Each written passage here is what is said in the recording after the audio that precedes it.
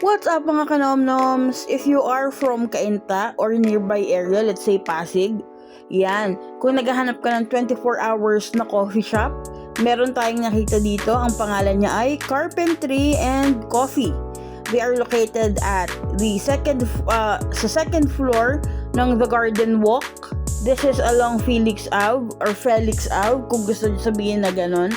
Pero yan, nakapunta na kami actually dito before, and what I can say is, masarap yung mga drinks nila dito. And yung food nila, above par naman. Yun. So, if you wanna try it, medyo ma-aesthetic din yung dating niya kung makikita nyo. Ayan.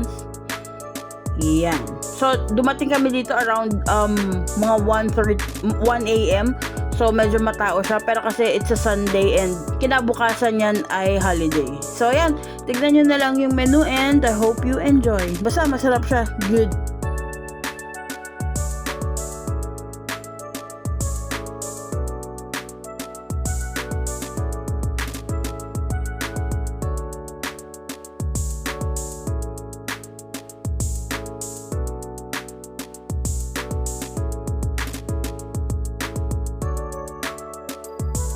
I got the white chocolate frappuccino for 195 pesos. Yan na yung biggest size nila.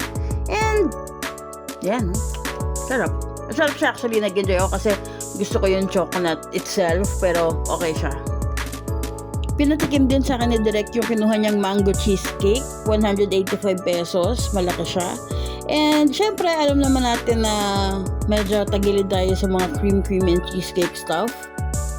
Yan, banoffee pie. First time ko actually magta-try nito kasi takot ako sa ganyan.